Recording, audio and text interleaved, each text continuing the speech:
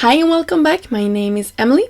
In this video I will be creating 2 cards and 1 bookmark using the clover background hot foiling plate.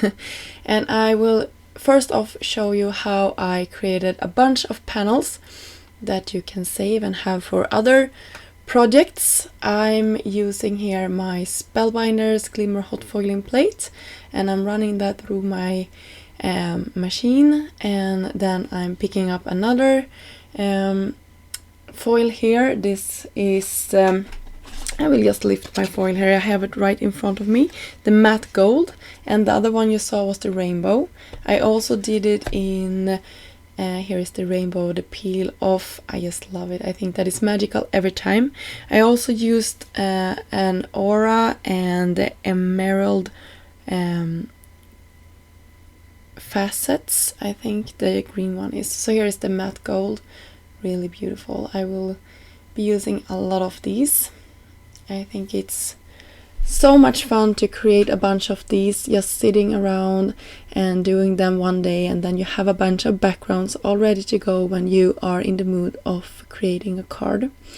So this is like the first one of them, and then I will also foil the exit of these. So you can see I have some overfoiling there, but this is one of my most favorite panels that I did. I'm using a stiff brush here just to brush away the exit foil, so you can see how easily that comes off, and then you have a nice panel when it's all done. And here I use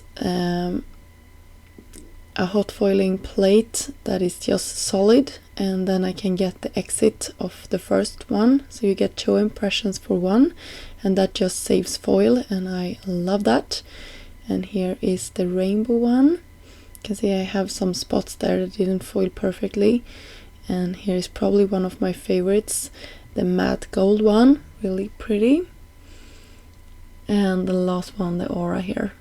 So here we have all of our card backgrounds all ready to go.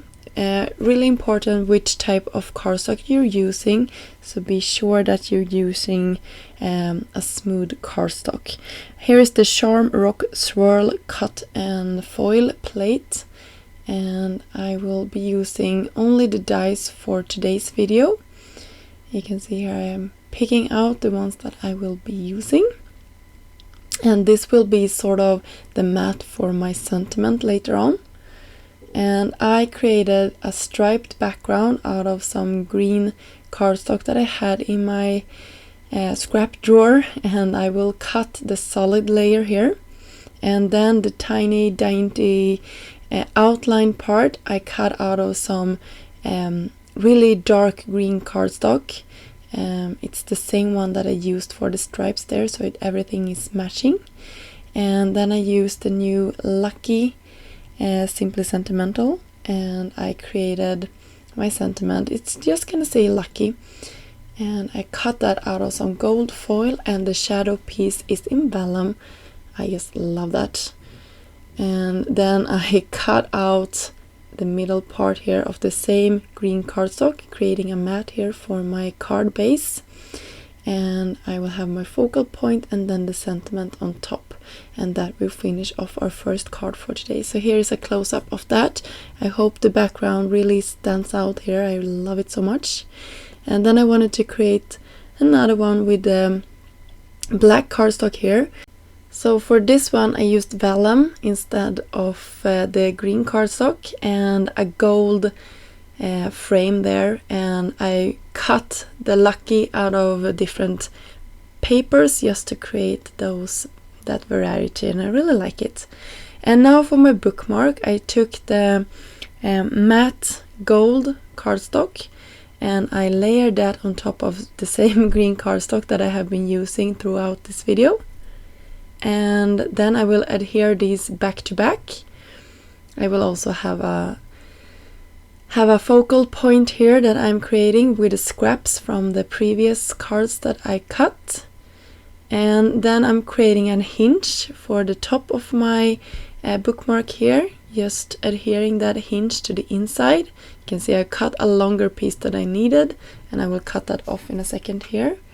I will have some liquid glue to the other side as well.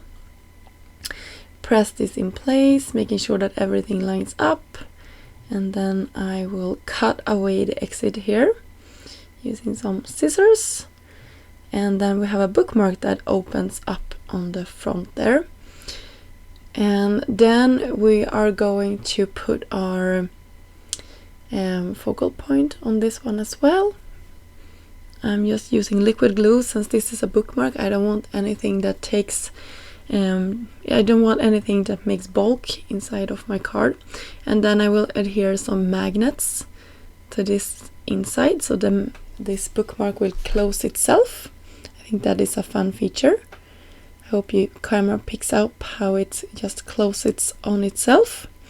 And I just use some magnets that I have for packaging my dies, the coordinating dies for all of my projects. And I just cut it down. It had the adhesive at the back side already, but you can use whatever you have. So here's a textbook. I'm actually taking a course right now, and this is just a textbook that I had, and you can see how the tag fits nicely, the bookmark fits nicely, and that it doesn't fall out of your book. So that is a fun idea, I think, to stretch your supplies and create something. And this would also be a perfect gift, I think, for someone. And yeah, I cannot wait to give this away. You can see I was kind of anxious to start this, so the adhesive haven't fully dried. So here's a close-up of all of our 3 projects for today. I hope you get inspired to create something similar, and until next time, have a great day. Bye!